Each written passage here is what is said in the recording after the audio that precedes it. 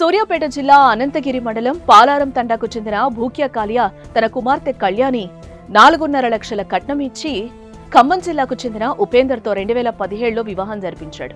ఏడాది పాటు కాపురం సజావుగానే సాగా వీరికి కుమార్తె జన్మించింది.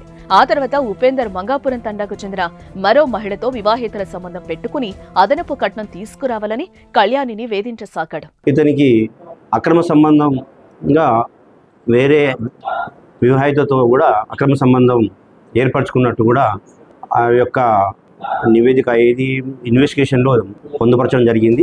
ఆయనకు తల్లి పద్మ, తండ్రి కృష్ణ, సోదరి కవితతో పాటు అరుణ జత కలిసి కళ్యాణిని వేధిస్తూ కూల్ డ్రింక్ లో విషం కలిపి చంపడానికి ప్రయత్నించగా తప్పించుకుని తల్లిదండ్రుల వద్దకు వెళ్లింది. అలా తల్లిదండ్రుల వద్దకు వెళ్లిన కళ్యాణి పెద్దల సమక్షంలో అంటే 2019లో తమ పొలం అమ్మి విడతల వారీగా 12 లక్షల వరకు చెల్లించారు.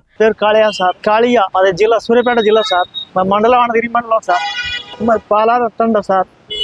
ఒకటే బిడ్డ ఒకటే కొడుకు సార్. 2017లో పెళ్లి చేసిన సార్. ప్రేమించుకుంది సార్. కట్నం కావాలంటే కట్నం ఇస్తామని ఇచ్చిందాగా వదిలిపెట్టలేదు సార్. పొలం అంటే పొలం అమ్మిచ్చినాం సార్. సీన్ కట్ చేస్తే 2020 ఫిబ్రవరి 12న కళ్యాణి తండ్రి అల్లుడు ఫోన్ చేశాడు. కళ్యాణి కళ్లు తిరిగి కింద పడిపోయిందని చెప్పారు. వెంటనే అక్కడికెళ్లి చూడగా అనుమానాస్పదంగా కళ్యాణి కనిపించింది. దీంతో వారు వెంటనే పోలీసులను ఆశ్రయించారు. అలా కొన్నేళ్ల పాటు సాగిన ఈ కేసులో కళ్యాణి భర్త ఉపేందర్, ఆయన తల్లి పద్మ ఇలా మొత్తం 21 మంది సాక్షులను ఈ కేసులో విచారించారు.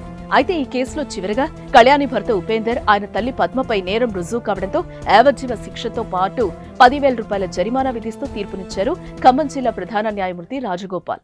మొత్తానికి 5 ఏళ్ల తర్వాత తమ కూతురు కేసులో న్యాయం జరగడంతో తల్లిదండ్రులతో పాటు కుటుంబ సభ్యులు హర్షం వ్యక్తం చేస్తున్నారు. కళ్యాణిని కిరతకంగా చెప్పారు సార్ ఉపేందర్ను వాళ్ళత్త, కానీ వాళ్ళకి శిక్ష పడ్డది సార్. అది మాకు సంతోషం. వరకట్నం కోసం తన కూతుర్ని అనేక రకాలుగా చిత్రహింసలకు గురి చేశారని, అలాంటి క్రూర స్వభావం కలిగిన వ్యక్తులకు యావజ్జీవ శిక్ష విధించడం సరైందని, చివరికి న్యాయం గెలిచిందంటూ కూతుర్ని గుర్తు చేసుకుంటూ కన్నీరు పెట్టుకున్నారు కళ్యాణి తల్లిదండ్రులు.